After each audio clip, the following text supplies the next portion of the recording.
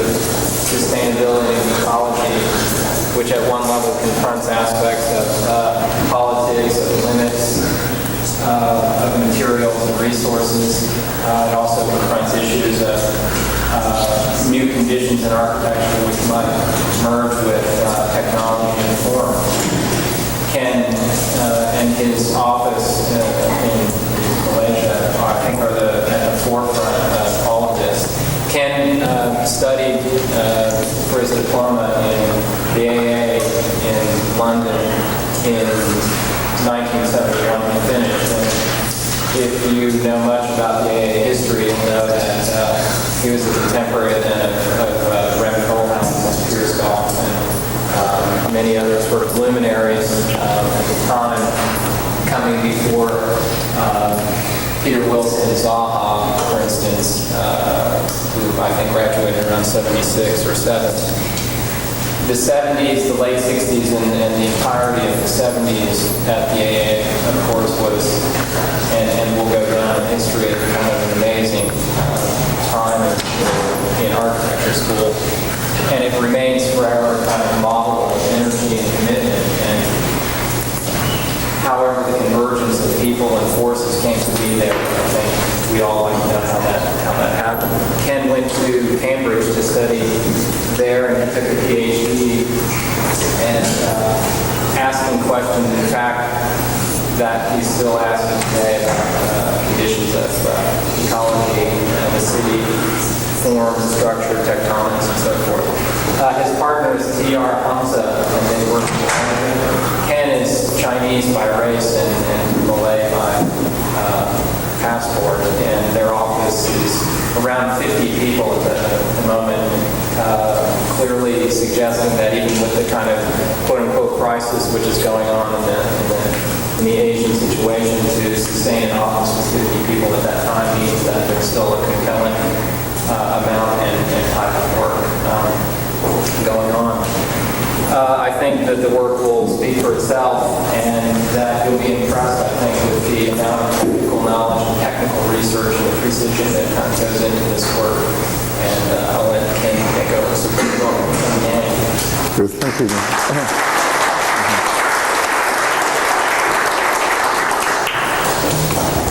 Well, thanks very much for the introduction. And thank you for giving me your lunchtime. I'm going to talk about the work that I've been doing for the last decade, or last 1 or 2 decades. Has to do with ecological design and how I see it. Now,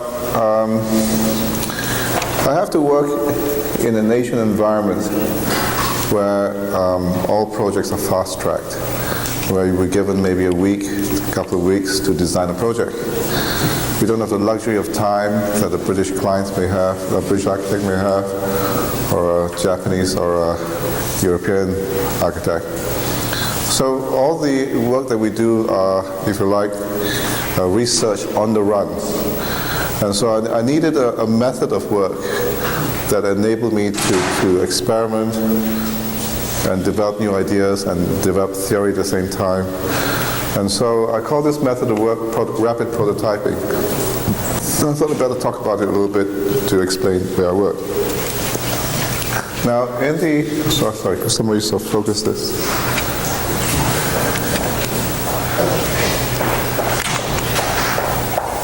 Could somebody focus the slide actually?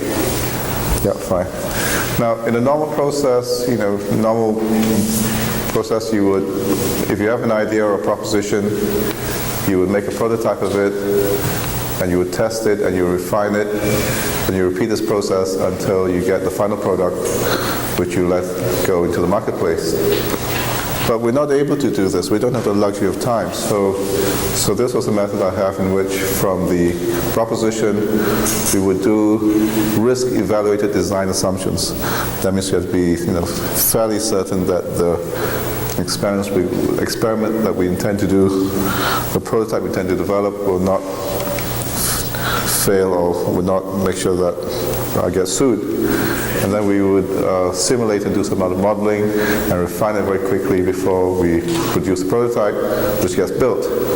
So I call this rapid prototyping, and we would get it, out, if you like, into the marketplace much earlier than the product, the conventional process, and that then subsequent projects I would refine the prototype. Sorry, yes, good. And then from the marketplace, we would develop the theory and go back again. And so this is the time that takes, and we would get it much faster. So that's the intention. So here's an example of how we develop an idea for using natural ventilation to create internal conditions of comfort. We had this idea that it might be good to channel the wind into the high-rise building to give comfort cooling. And we call this the wing wall device, or the wind wing wall, like the name of your Chinese neighbor. Now, when wind hits against the wall, if A hits against the wall, then the size of the orifice is about X, then the wind enters A.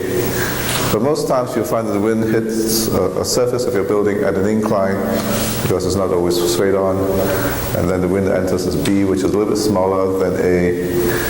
But if you put a little device like a fin or a wing wall here, then it captures the wind at this sort of angle, and so with that, the C that comes through is bigger than B and A. So that's all there is. The device is very simple, and what we did was to put, like everything else, in a very simple way of thinking, we put two wing walls to capture the wind, and we have sliding panels to control the wind coming in. So having sort of adopted this system in this building, we found that actually a much more effective device would be to put a wing wall in the middle, so you can capture the wind at 180 degrees and have sliding panels on both sides to control it. So that's the if we do the building again, we would use this device. So now this building was finished in the first quarter of last year, and here it is.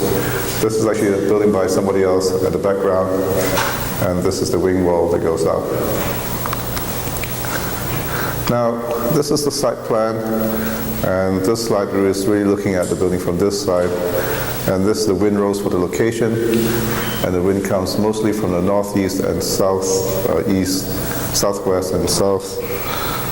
And so this is the plan of the floor of the building. This is the wing wall here, one here, and one here, one here, and here. And where the wall meets the building, we have a balcony, which is like a pocket. The pocket captures the wind, and we have sliding doors here to control the wind entering the building. So basically, that's the device. And so this is a slide of how one of these balconies look like from here. So, these are the sliding doors, and these are the sliding doors, and the top part we open, and you can see the balcony with the handrail to stop you from falling out. Now, the adjustment of the doors are done manually, because it's a very crude prototype. Now, don't forget that this is built in Malaysia. Malaysia is not first world, and, well, it's not exactly third world either, sort of like a 2.5 world. And so, if this project were built in the US or in Japan or in Germany, then these doors would be, electronically controlled with sensors, so that depending on the wind speed on the outside, they would be sort of electronically controlled with maybe with aerofoils, horizontal aerofoils to control the wind coming in. But in any case, that was the experiment, and all I needed was to build this to get to test the idea. These were the actual sort of physical models we made of the building. And this is the CFD simulation. CFD stands for Computational Fluid Dynamics. And of course, we didn't have the engineering capability then to do this, and I had to get a friend of mine from Cardiff University to do it for me. And normally he would charge an arm and a leg for doing it. But for me, he said he would do it for a beer and a joke. So you can see the impact of wind on the facade of the building, and you can see the build-up and the tailing off towards the end. So this is the impact vertically on this section, so you can see actually it's quite consistent. This is the floor plate, and you can see in plan that the wind actually starts to accumulate at the pocket when it hits straight on. So it actually sort of captures the wind there, and it starts to tail off here. Now, this is what happens when most of the windows are shut. And so from looking at the outside, we start to simulate what happens on the inside. You can see that there's a heat buildup in the middle. Then when you start to open some of the windows, you can see the heat are moving towards the end, and it starts to cool down here. So this gave us the confidence that this could work. And if you like, this is the first skyscraper in the world that uses wind or natural ventilation for comfort cooling. Now the other two skyscrapers who claim to be naturally ventilated, so Norman Foster's Commerzbank in Frankfurt and the Ingerhoven's tower, RWEAG tower in Essen, actually use natural ventilation only for displacement of air or just fresh air supply. And so here we actually use wind for creating conditions of comfort. This shows the sliding doors. This is actually one of the balconies here, and that's the curved part of the floor plate. And we tried to put all these together into a summary diagram. And this side we have wind speed, which is in meters per second.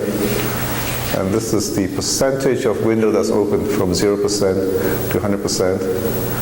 This is the different facades, east, north, and south. This is air change from 1 air change, 2, 5, and 10.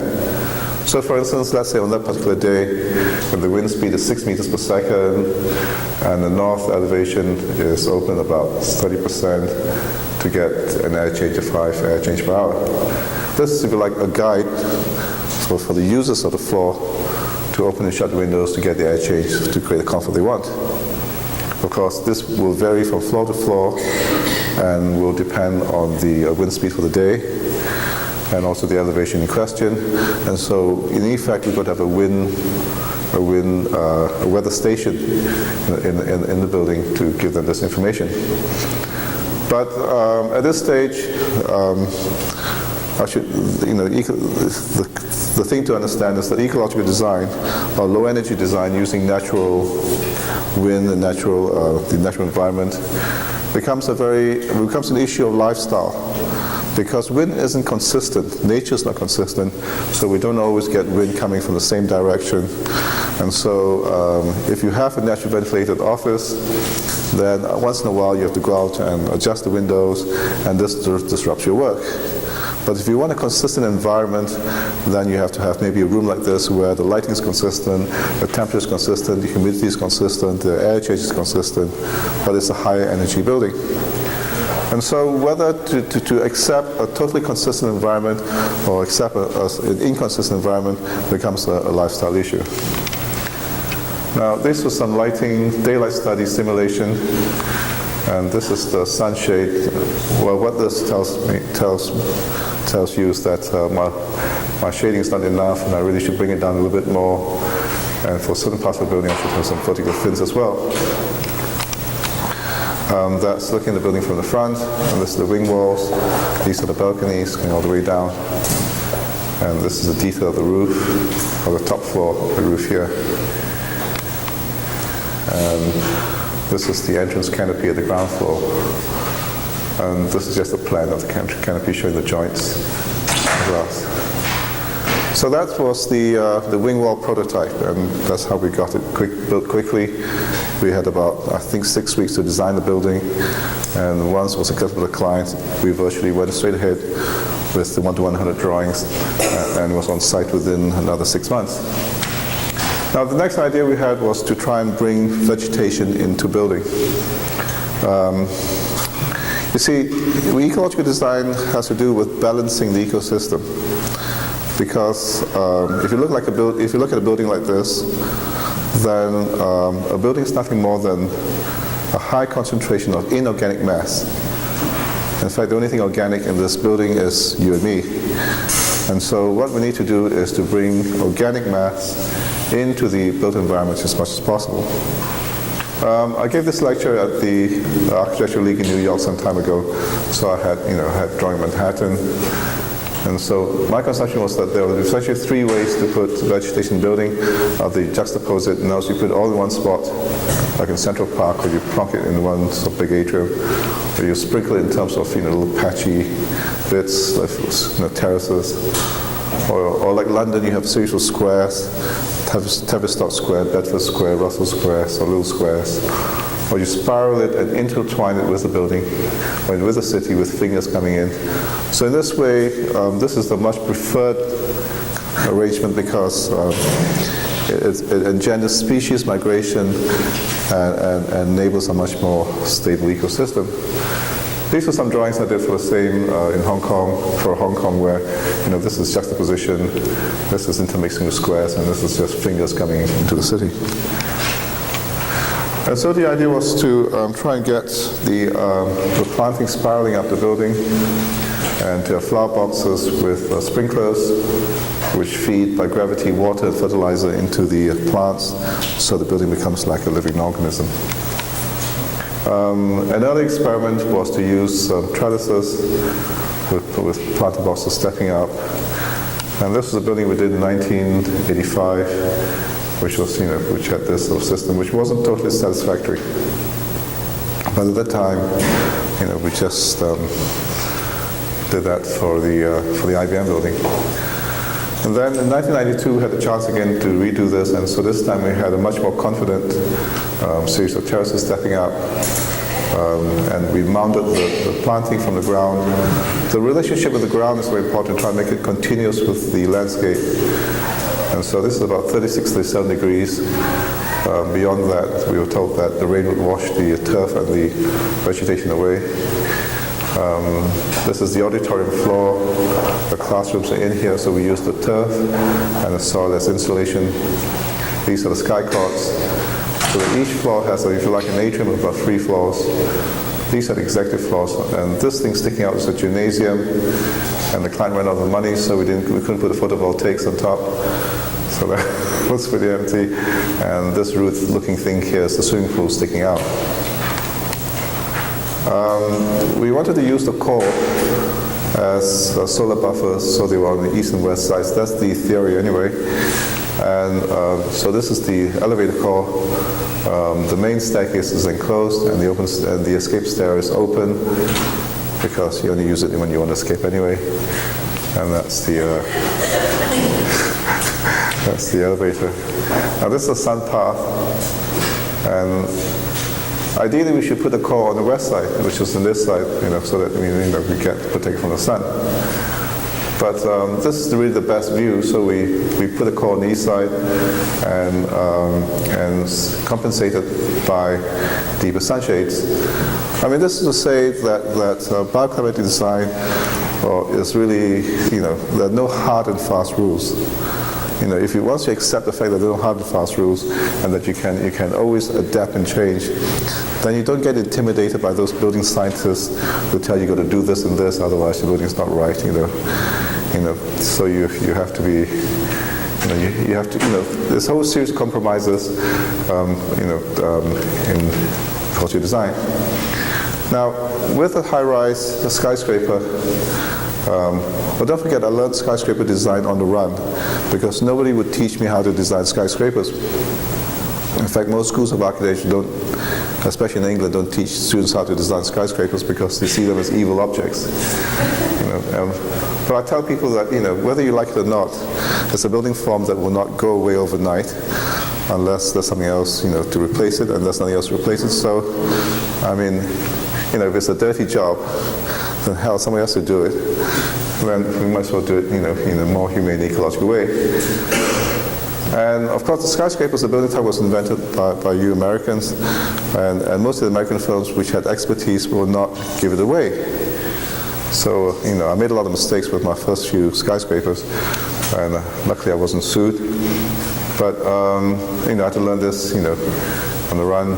And now, essentially, there are 4 ways to locate the core in a high-rise. You can either put it in the middle of the floor plate, you can split it, you can put it one to each side, or you can have it to one side as an end core, Of course, this depends on the maximum distance from the furthest corner, which is about 30 meters according to most bylaws.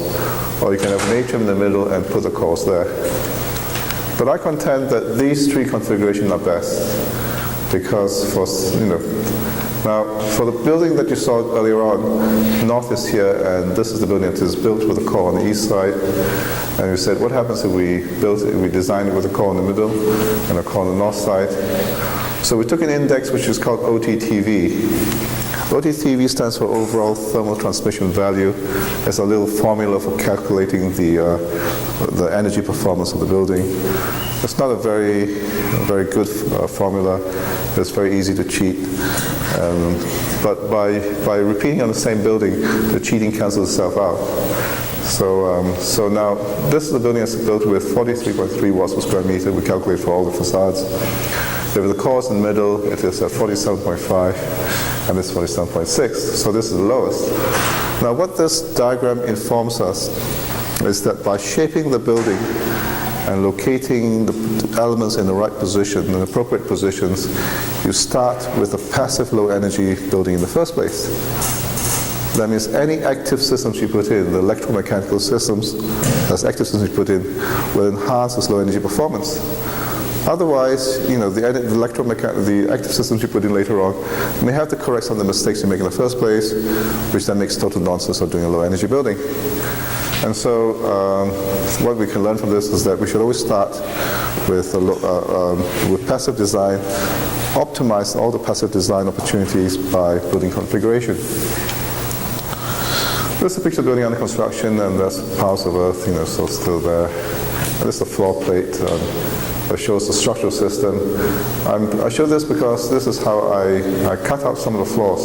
So I cut out this floor to give a sky cot here, then the next floor I cut out this, the next floor I cut out this, so you can see how I repeat the cutouts, all the way up here.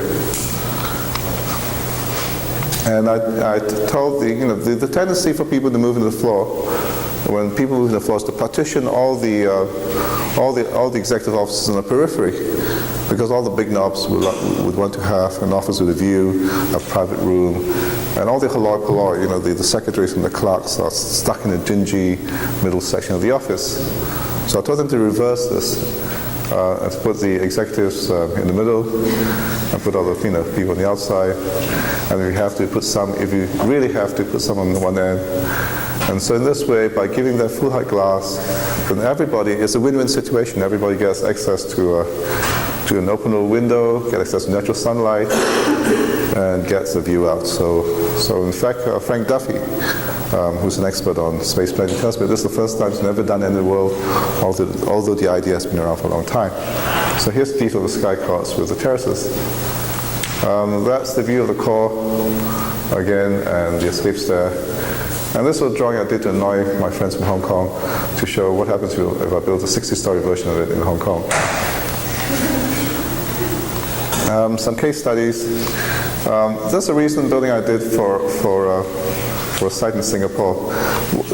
What I'm trying to do, and I haven't been very successful, is to try and find the aesthetic for the ecological building. I believe that has to be totally different from the modernist building, and still looking for it. Now, ecological design has to start by looking at the site, and I classify the site into these 5 categories: ecologically mature, ecologically immature, mixed artificial, monoculture, and zero culture. Ecologically mature means like a rainforest, or a pine forest, which is, virtually uncontaminated or touched by human beings. Ecologically immature is like a site which has been, damaged in some way or affected in some way. Mixed artificial is a mixture of man-made landscape and natural environment. Monoculture is like a cornfield, and zero culture is this sort of site where there's nothing left of the existing ecosystem. All the vegetation is taken out, and the only thing that is left, and even topsoil is gone. And so you really have to return as much organic mass into the site. So this is my categorization: eco-mature, mature, mixed artificial, monoculture, and zero culture. That's an interesting way to classify sites and possibly your friends and colleagues at the same time. Sorry, didn't get that joke. Anyway, the idea was to sort of bring the planting up. So in a zero culture site, what do we do with the vegetation? So what we did was to map the vegetation within a mile radius of the site, and these are different species, and we look at what existing species there are in the open spaces and the roadsides, so that the new species we introduce, the new organic mass, would be not in competition with what is existing. So in a way, it's like sort of designing in relation to the culture of the place. This is the natural culture of the place. We try and sort of reintroduce natural culture. Now, our early intention was to equal the amount of organic space, or inorganic space, organic space. That means for every square meter of usable space, we wanted to have a square meter of vegetated space. But eventually we couldn't do this. We got a ratio of 1:0.5. That means for every square meter of usable space, we had 0.5 square meter of inorganic space. And to make it continuous, we had a ramp which ramped up the whole building. So you can see the ramp starts here, the next floor it steps up, goes around here, and goes up to the next floor, goes around again, goes up. And so in the ramp starts going all the way up. And where we could, we would link to the adjoining building with ramps and sort of go all the way up. Here you are. So, well, this is not a very nice model, but the idea was to bring the vegetation across the adjoining buildings. And this funny sort of nun-shaped nun-hat on top of the building is really a rainwater collector. But we wanted to make the building rainwater water sufficient, and you use this waterbed filter that goes all the way down, so that we could get potable water. But this was not sufficient, so we came up with the idea to have scallops at the side of the building to collect the rainwater as well. And we wanted to recycle the waste within the building, so the whole building has a refuse chute, and for every floor you have a little refuse opening, and you press the button. It's whether it's water, whether it's metal, paper, or whatever, and then the drum would rotate to whatever it is. And so the separation for recycling is done on site rather than somewhere else. In the same way that you have bins here for paper and and glass, and we have photovoltaics for the facade to try and make it energy efficient. And to show that the building could be adapted to different users, this is the building as an expo center, and this is the building as an office to test. So we got about 75% net to gross ratio. This is an office, and that's it. So now, those were some of the experiments, case studies. We started to look into how materials are used in the building. Now, with a conventional building, what happens is that material comes in and you would use it and you throw it away. So that's what I call the one-screw system. Because actually, when you ask an ecologist what exactly is a building, the ecologists are not artists like you and me, and they see a building in a systemic sort of way, and they see a building as nothing more than the management of inputs and outputs. In other words, you take materials and energy from all over the world and you carry it to one location, you concentrate it, you create an enclosure from some activity, and then you use a lot of energy and materials to operate it. Then at the end of the useful life of the building, you throw it away.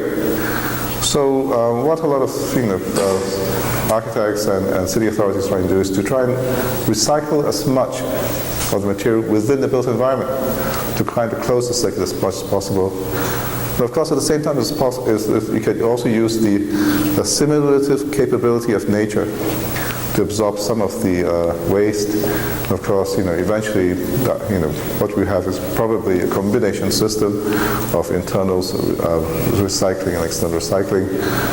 But the idea is to manage the inputs that is used to produce the building, manage the inputs and outputs in the operation of the building, and to manage the inputs and outputs at the end of the useful life of the building. Now, this is a fairly sort of risky thing to do to tell professional architects, because most architects then, once they hand over the building to the owner, their responsibility ends. But in an ecological ethical environment, you have to say that the architect has to be responsible for the building from source to sink, from its beginning to the end of its useful life.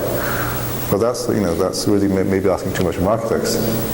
Now, with this project that we are working on in Kuala Lumpur, it's in fact under construction. It's built up to about ground floor until the recession hit and they had to put the superstructure on hold.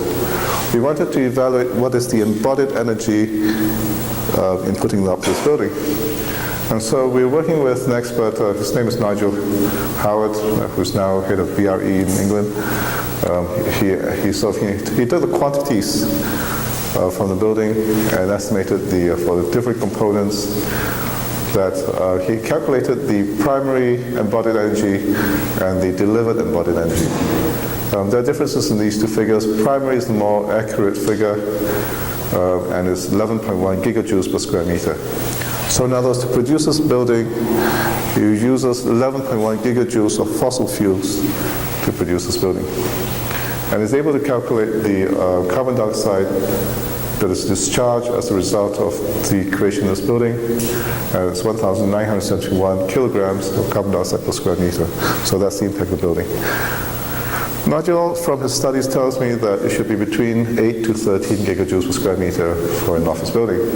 So 11.1 isn't excessive, isn't low, so some in between. And obviously, if I want to make this a much more ecological building, I have to redesign much of the structure in the building to get it down to 8 gigajoules per square meter below. But we don't have the luxury for doing this, by which time, in order to calculate this, the engineers would have done a full design. And so to go back to tell engineers to redesign, tell me to piss off. And so that's where we are. We have to accept about 11.1 gigajoules. Now, there's a debate going on about how you select materials for buildings. Some people say that you should only design buildings using the lowest possible embodied energy. But this is my views on it, and I disagree. Now, for instance, aluminum has a very high initial cost. This is the energy cost to produce aluminum, whereas steel is much less. But when you recycle aluminum, you only use that much energy, whereas steel uses almost the same. And every time you recycle a material, you halve its original embodied energy. And so the potential for reuse and recycling is as important as it is in its initial cost. And then you should also look into the material, into whether it is inert or a productive material. If you look into this, you say, well, wood has the lowest embodied energy, and therefore we should all leap off and design buildings with wood.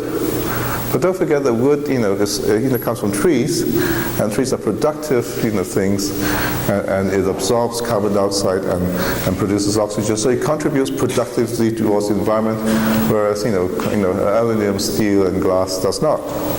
And so once you use wood, you've lost a productive thing. And not only that, when you recycle wood, you cannot recycle timber back to its original form. It has to always be in a downgraded form. Once you cut a piece of timber, you can either use it exactly as it is, or you have to cut it down in smaller pieces. Whereas aluminum and steel, you can recreate whatever shape that you want. And so when you select materials, I contend that these are some of the things you have to take into consideration: the embodied energy, the embodied ecological impact, and its reuse and recycling potential. Now, try and reuse as much as possible, because that's preferred to recycling. Because reuse means you take the same material and you reuse it again without incurring additional energy costs. The only additional energy costs that you incur would be for transportation, whereas recycling involves additional energy. And so you should select materials based on these criteria, and you should also try and make all joints as mechanical as possible to facilitate reusing. Now, ecological design is still in its infancy. Someone needs to put all this together, evaluate it, and prepare guidelines for architects to use materials. For instance, if you look into the ERG guidelines environmental resource guidelines prepared by the AIA. There's enormous amount of material on the environmental impact of materials and its energy content. But there has to be sort of sieved through to put it in a form that's useful for architects. Now, having a look at the inputs into the creating the building, the next is to look into the energy and materials in operating the building. Now, I contend that there are three ways of servicing a building. Passive, background, or mixed mode, or full mode. And the further you go away from this point, the more energy and materials that you use. Passive mode, if you like, is a native building. And let's say the building by the Native American Indian would make use of the optimize on the ambient energy of the place and to create conditions of comfort. And obviously, a building like this would be a full mode where it's 100% air conditioned, artificially lit, or becomes a specialized mode. The strategy in design is to optimize your passive mode as much as possible. See whether a background mode would be acceptable to your client or to your users before you go to full mode, because otherwise, if you start from the full mode, then you lost the opportunities for these two. Now, here's some sort of guideline figures. If it's passive mode, then the energy consumption would be probably between 25 to 50 kilowatt hours per square meter. If it's composite or a background mode, between 90 to 150 to 160 kilowatt hours per square meter. And it's a full mode would probably be between 220, 230 to about 400. But I've seen some office buildings which are around 600 kilowatt hours per square meter. And so, these are some indexes to measure your building. And so, the first stage, remember, we talked about optimizing in passive mode, optimizing in passive modes. So these are some strategies that for passive energy design are building configuration, orientation, facade design, solar control devices, the color of the building envelope, natural vertical landscaping planting, and use of natural ventilation. Now, an example of a building configuration for this case study building, obviously, you cannot always have the ideal shape that you want, because these are some of the different shapes that we explored, and eventually this was the shape that we agreed with the client. Obviously, you have to deal with the client, you have to deal with his project manager, the client's wife, and whoever it is. And so, at the end of the day, you have to, a serious amount of compromises have to take place, and so. Now, this is the eventual shape of the building. It is essentially a U-shaped building on this side and a U-shaped building, and with some bridges linking both of them, and we have a courtyard in the middle. This again to show how efficient the floor to surface area would be for your building. These are all the same floor plates in the area, and you find that the circle is the most efficient in terms of floor to wall ratio. The wall area is 88 point something square meters, whereas this is 120, and this is probably the most inefficient, which is 200. So for a cold climate, you want to make a plan as compact as possible, so in fact you want to head towards the circular shape. And obviously for the tropics, you want to have something as open as possible. But again, this is like an index to check how efficient you are in your configuration. Now, building orientation is important because this is the building as it is built now. This is the floor plate. You can see the cores on both sides, the escape stairs here. And we look what happened if it's tilted the other way around, or what happens with the core on the inside face rather than the outside. The OTTV is 38.8, this is 41.4, this is 42. So again, this tells us that this configuration is the best for this building. These are some studies done for Japan. Latitude is about 30 plus degrees, and this is the central core, the split core, the core to one side, and the core to the other side. These are different orientation. And again, what the study tells us that the split core is the best solar buffers because you have 105, 108, which is the lowest. I just came back from Arizona yesterday, and I saw the library done by Will Bruder, and again you can see that he did the same thing. He had the two cores on both sides on the east-west side of the building. Now, by locating the core on the periphery, these are some of the advantages. First of all, if it's a high-rise building, then the fire authorities will let you build a building without a pressurization duct. You don't need to pressurize the elevator lobby and the staircases, and so it's lower first cost and lower operating costs. You get a view out and a greater awareness of place. You get natural ventilation to the lift lobby and staircases. You get natural sunlight into the lift lobby and staircase and toilets. And it's safe in the event of a total power failure. For instance, when you had the bomb at the World Trade Center in New York, it blew away not just the power supply, but also the emergency supply. And so people had to triple themselves to get to the final staircase and then hurt themselves again getting down the ground floor. But if it's on the periphery, then once you locate the staircase, you have natural ventilation and sunlight to help you to go down. So it's safe in the event of a power failure.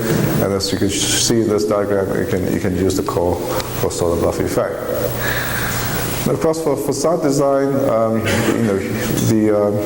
again, depends on the climatic zone that you're in.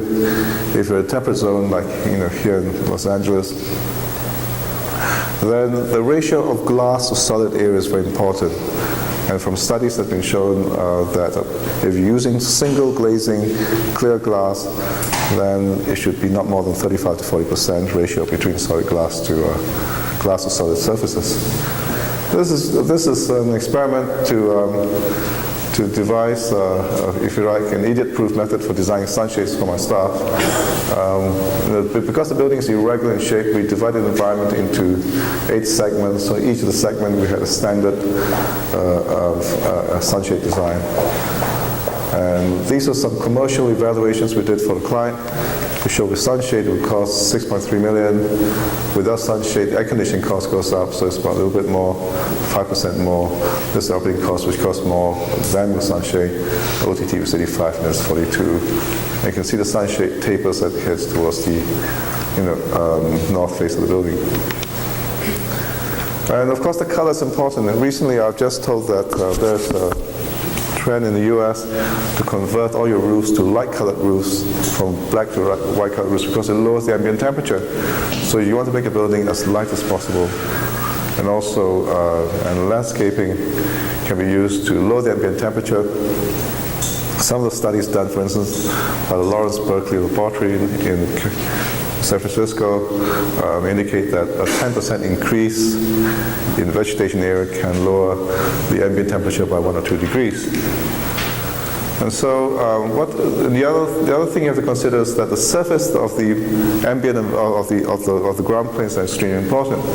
So between, let's say, 6 in the evening to 6 in the evening the next day, you can see that if it's asphalt, early morning, you can see it by 10, 12 o'clock, it's a build-up between 12 to 2 to be the highest possible temperature. If it's vegetation, it's this, and its water surface, it's more or less consistent. So with this project, we brought the water into the inside of the building. And of course, we want to bring as much planting into the building as possible for indoor air quality, because plants absorb chemicals.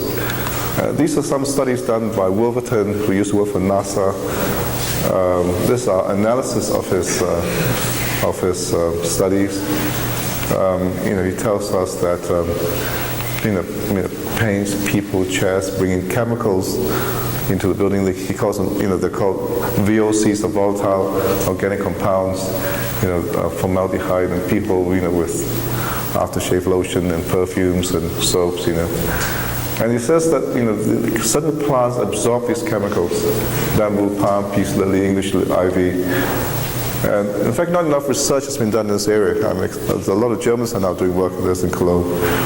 And according to Wolverton, he says that 1 plant per square meter is sufficient. But that's hardly enough. And for this building, for this case study building, we actually did a wind tunnel test. And this is an example of a type of model that we make to put in the wind tunnel.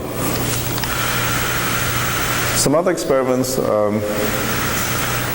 the idea of building under umbrella, of the umbrella as a metaphor, was a great idea. And so, the umbrella actually is a very useful device because it keeps out the rain. and keeps out the sun and lets the wind through, and it's cybernetic because you would adjust it depending on direction, wind, and rain. So I thought, why don't we put buildings under umbrella? I mean, this is not a new idea. I mean, Sir Norman Foster, in his early design for the Parliament building in Germany, in Berlin, had a canopy over his building, and Richard Rogers, I think, for his South Bank scheme, had a big canopy. So the idea was to put, in a rather silly way. Actually, I got it from an advertisement. And so with this early building we did in 1985, was to have an umbrella, which is like a louvered roof, to keep out let the morning sun in, keep out the afternoon sun, and to keep out the evening sun. And you can see how our aesthetics were developing in 82, 83. I was trying to learn architecture, so I started by going back to Cobb. And here's a more recent version where where there's a headquarter building with a canopy on top. And by doing this, we're enabled to create a much more sort of open environment at the lower floors, because you already had this protection from the sun, and you can have open gardens. Here's the model of the scheme, and this is the cross section. That's the floor plan of the scheme. And this is the latest version of it, which is to use fabric structure as a canopy. And this is the pavilion. Here we use air as the structure, compressed air. And the building is still up 188 kilowatt hours per square meter, so per annum. So it's not that high energy building. Here get these bulbous shapes. My friends call this the Hollow Boys building, after the Wonder Bride participant. And this is the golf club pavilion, and that's the office building. This is looking from another angle. This is the floor plan, and so the elevators are here. This main staircase. So this is actually open to sky space. This is an open access balcony. This is the plant room, and you're looking actually from here. This is the golf club, so you can see the changing rooms, and that's his office on one side, and his marketing products on this side, furniture showroom. And somebody's head is blocking this. But you have the mast going all the way up, and where it hits the pillar structure, we cut a hole, and at the bottom of the mast there's actually a ball joint, like a kneecap with a cap here, so you can rotate 360 degrees. This is the sunshade, and you can see it tapers off towards the end, where it doesn't need that much sunshade, but it's not fully adequate. Again, I really should stick it out a bit more, and to have some vertical sunshades as well. That's the end of the building with the staircase, and that's looking at it from the end, from distance. Carrying on this sort of canopy idea, this is our most recent design for an airport. There's a competition, we're not sure whether we won it yet, or whether we've got anywhere with it. And again, it's a big canopy with the building underneath, which is naturally ventilated. Okay, these are some of our urban design schemes, and that, again, back to our original category of site. For the ecologically mature down to the monoculture site, or mixed artificial site, we should really to carry out what is called the ecological land use planning, so that you can locate the buildings on the site of least impact. Now, this has been developed in the late 60s by people like Yeang and essentially you have to map the soils, vegetation, drainage, and you go through a sieve mapping analysis so that you can analyze which part of the site you can locate buildings. I'm going to go through this very quickly as a summary of this approach. This is the master plan we did for a multimedia university. One of the things we have to do is to first we start by looking at the contours of the site, and this is what you call a slope analysis.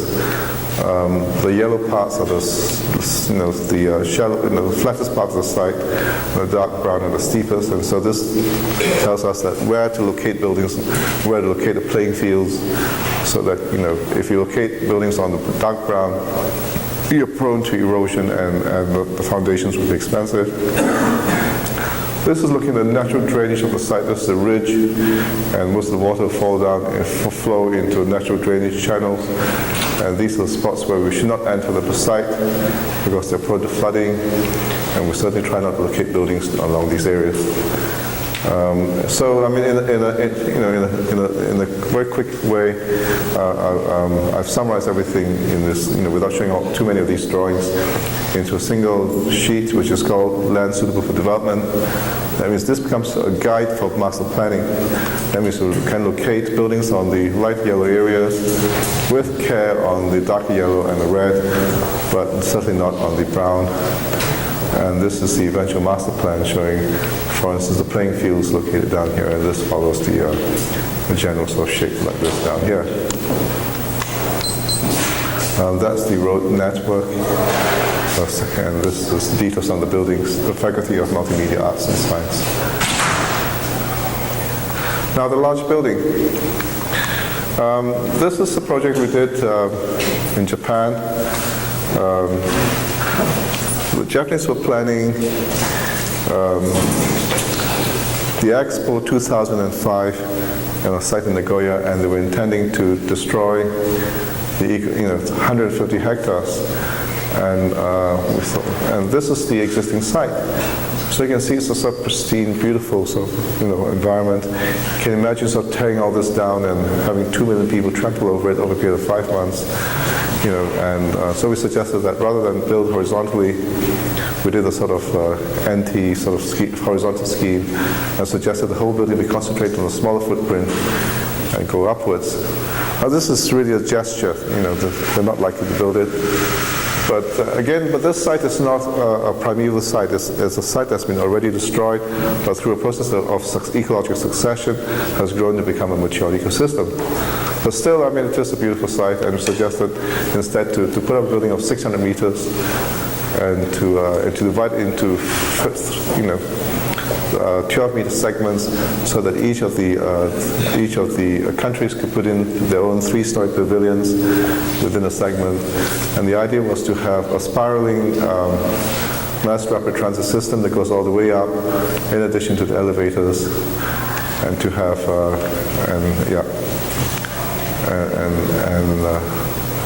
but anyway, we presented them, and they laughed at us, and that was it. So. Now this was another master plan for a site in which instead of locating the buildings on the periphery, again was to try and have a closer relationship with the ground plane, and so we mounded the earth and created a park. So the buildings were in the park rather than buildings surrounding a park, and tried to bring the planting all the way up. This is the signature building, which is a 65-story building, which is this one, and this cross section would be the cut across here. And the idea was a series of courtyards, and we put all the retail on the inside, so you can see the retail facing the courtyard, car parking below, underneath, and then this would be the central court with a retractable roof. Again, we wanted to recreate, to break away from the conventional idea of the tower, which is nothing more than a series of concrete trays stacked on top of each other. So we wanted to recreate the conditions in the ground and the sky. In other words, to increase the connectivity. And so there were 3 circulation systems. The primary one, which is the main one serving all the way up. A secondary one serving segments of about 1/3 of the building, and then tertiary one serving sort of 2 or 3 floors. And so, for instance, if you have a museum or a theater here, then the theater or the museum would have its own access staircase and elevators, in addition to the secondary and the tertiary one. And then in the same way that the city would have a series of parks, large parks and small squares, we're proposing 3 major parks in this building with smaller squares on the facade. And that this is the view of the building. These are the floor plates of the building. Here's another scheme for a tower in Singapore, which is the Millennium Banking Tower. These are the floor plates. And what we tried to do was for the upper floors to break up the floor plates and have bridges linking the floors to try and create a much more diverse environment inside the skyscraper. This is a more recent design for the new Hong Kong Bank. This is the site plan or the model or the aerial view of the model. The main drop-off is down here, and this is looking at the building from this side. It's actually, so this is the tower, and this is the car park at the back. And the planting actually steps all the way up into the top of the car park. Oh, this is the top part of the car park. That's the side view. And that's another view of the same building. You can see the car park at the back, and that's the roof. The main drop-off is down here with a large canopy. Okay, so that's the visuals. What I'll do now is talk a little bit about theory of ecological design. So, what is ecological design? Now, what I'm going to use is a general systems model to look at architecture. If architecture is a system, then it exists in an environment. You must be able to draw limits to the environment and limits to the system. And the exchange between the environment and the system would be its inputs, and the exchange from the system to the environment with the outputs. And so now, of course, that's a static model, and the system itself has activities within it. And so if the system is L1, then activities within the system will be L11. And if the environment is L2, then activities within the environment is L22. And the inputs from the environmental system would be L2 to 1, that's L1 to 2. So these are the 4 factors. And to summarize, I've used a partition matrix model developed by Amy and Tris for general systems, and applied to ecological design. So LP is ecological design. It's the interaction of these 4 components. Now, L11 is the activities within the system, which has the impact on the environment, which has impact on its inputs, which has impact on its outputs. Now, these 4 factors are related. So that means ecological design means you have to consider all these 4 factors at the same time. You can't change inputs without affecting the outputs, without affecting the system, without affecting the environment. And so everything that you change affects everything else. And so when people tell you that ecological design is a low energy building, then they're grossly simplifying ecological design. So you have to look at this, not just the relationship of these 4 factors, but you have to look at the relationship of these 4 factors over time, over the life cycle of the building, over the creation of the building, the operation of the building, and the recycling or reuse of the building. So ecological design is still in its infancy. The information and the capability to solve all these problems is not there. It's still not there. But the advances over the last 10 years has been enormous, and I'm sure that in the next 5 to 10 years there'll be more advances. But this is, if you like, another way of looking at ecological design, because if you like, our welfare is related to our material standard of living, which depends on provision of manufactured goods, which in turn requires consumption of natural capital, which means extraction of natural resources, which involves discharge of waste in the environment. So this is where pollution happens. So if we think in a very simple sort of way, then if we want to reduce pollution, we have to reduce the discharge of waste, which reduce extraction of natural resources, reduce consumption of natural capital, to reduce our provision of manufactured goods, reduce our material standard of living. At this point, people say, oh dear, we can't reduce our material standard of living. I mean, how can you tell a whole population of people like in the US here that you have to reduce the standard of living because, and worse, you reduce the standard of welfare. So what do we do? So this is where you and me as architects and engineers can contribute towards the environment. It's not so much to reduce the standard of living, but to find what is a reasonable standard of living, but by design and through invention, either change these processes or to make them more efficient. Now, as we improve the efficiency of discharge of waste, to reduce the waste, improve our efficiency of extraction, improve our efficiency. And so our design efforts should be not just innovation, but also to improve the efficiency, to reduce the pollution to the environment. Now, here's an example of what happens. When early on I said that ecological design is a lifestyle issue, because, for instance, this is a diagram with indoor temperature and energy consumption on this side. Now, if we insist on an environment which is consistent of 24, say, degrees, then we would use 235 kilowatt hours per square meter.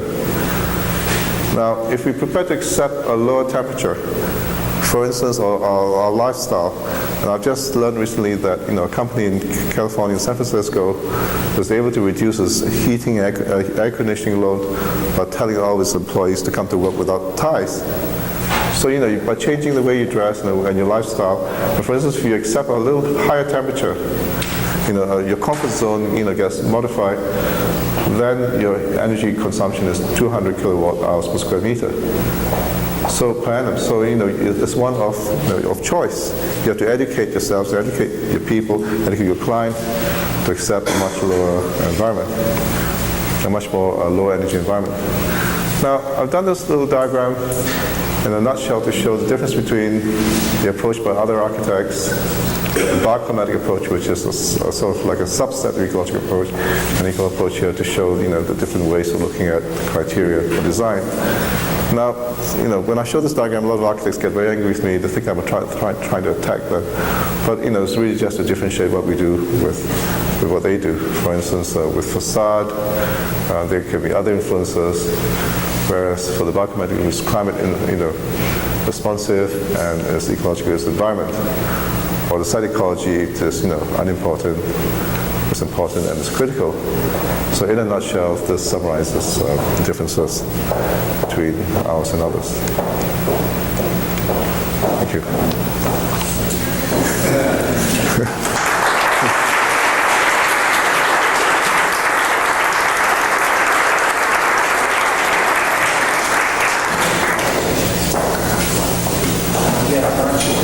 Oh, yeah, sure. Yes, yeah. We have time for a few questions.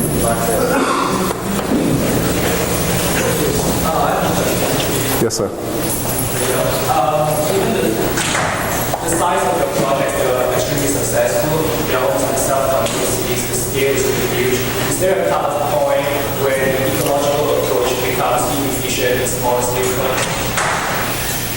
Well, that's a very difficult question to answer. I think again you have to see the whole thing holistically. What may be high energy may be able to compensate with something else, and so there's always a balancing process. But what I'm trying to say today is that most ecological designers shy away from large buildings. They want to do little buildings in the rural conditions. But I mean, the buildings that really need the attention of the best skillful designers in the world are the large buildings, because these are the ones that are high energy and they can pollute the environment. And so, somebody has to handle these buildings. And so what I've done is to confront this face on and to look at it that way, yeah. Yes, sir. The first thing that popped into my mind looking at your images with the lovely foliage and thinking, how do you feel about Underfoster, someone else who tends to plant trees up and down the building in terms of, he doesn't do it, from what I understand, for nearly as sound reasons, other than he seems to like them and believe that they should be there. How do you relate to that? Well, Hundavaasa is an interesting architect. I mean, these early days, I like his work. They're very colorful. If you have any take on it? No, I mean, I think he could increase the vegetation a bit more, But There are about maybe, everybody's doing the same thing. I think it's, it's good that people are contributing towards the, the sustainable future. There are not enough people who do it, that's all, I think. But these are still early days, and there's so much more work to be done. And, we just look at the pictures, but if I tell you my horror stories and the mistakes I've made and how, how upset people have been with me, then you realize that hasn't been such an easy job. Yes, sir. Yeah. Could you talk a bit about your office and how much of the research takes place into the plantings and whatnot that I think would require botanists or biologists, and how much of that do you do in your office, or how much is out in the forest? I see. Essentially, I do most of the primary research or the thinking myself and the analysis myself. But the actual nuts and bolts, well, you have to remember that we're working again in Kuala Lumpur, Malaysia, and we cannot get the experts that, let's say, if somebody like Sir Norman in London would have. All he has to do is pick up the phone and call up a few engineers, and, at a drop of a hat, they'll be at his doorstep doing all the studies for him. And so I have to make use of, friends and throughout the whole world. For instance, if it's wind, I would make use of RWE in Canada, or Dick Ainsley in Australia, or somebody else in Singapore. Energy studies, I would make use of somebody else. So everything has to be done through through persuasion. So it hasn't been that easy for us to get all the studies done. But but we see every project as research. That means, if we do a competition, then the competition really isn't just a competition, it's a research project. Now, if you see then every project as potential for research, then nothing is ever wasted. Everything sort of adds to the greater whole. And the other thing about practice is that, sometimes you may have a great idea, and you try and sell to a client, and the client says, "Oh, I don't want anything to do with that." So you have to put a stop to pursuing that idea, and wait until maybe about a few more months down the road when you might have another client who will let you pursue the idea a little bit further. So it's like stop and start, and not an ideal condition, not an ideal situation as you would be in a laboratory. So things are a little bit disparate. Things are not that organized as they should be. But after every about 6 to 9 months, I try and put everything together into a book. So that's what that's what we try to do. Yeah. Yes, Neil. Yes. So. One speculation I might have is about the time that you were in school and you were in Peter Cook's unit for 2 years. Right. And kind of, at one level, writing a story about art around which wasn't written, and that they could be, at one level, considered to be super ecologists in many, many ways, either because of, on the one hand, say Mike Webb's projects of a certain sort of nomadic efficiency, right. or certainly Peter's stuff all about green and groways and the garden and the transformation of the city. Even concepts of plugging in and plugging out, which invoke a kind of systematic process.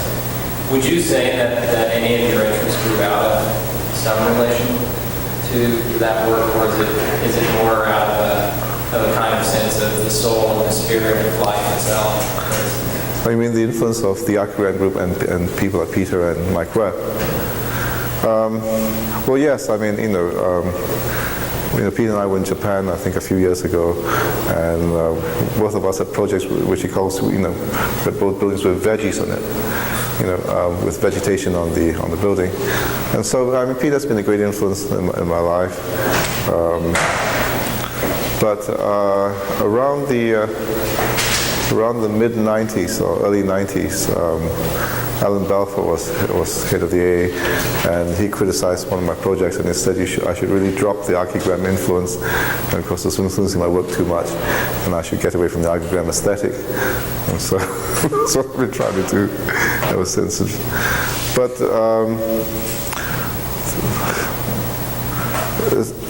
we're not sort of great form makers like, Frank Gehry or Zaha. And so, we are just, if you like, research people trying to interpret our work in a pleasurable sort of way and to try and find an ecological aesthetic, I think that's summarizes what we do. I wish we had the talent to be great form makers, but, sometimes the research advances too far ahead of the architecture, so we stop the research, and someone was asking me about that. We stop the research and try and let the architecture catch up a little bit. Sometimes the architecture advances a little bit too far ahead, and we stop and we go back, and maybe we should do a little bit more experimentation. So it's that sort of to and fro process that we go through. Yeah. I've got to make sure Ken gets to his next appointment. Okay. Thanks very much. So thank you very much for coming.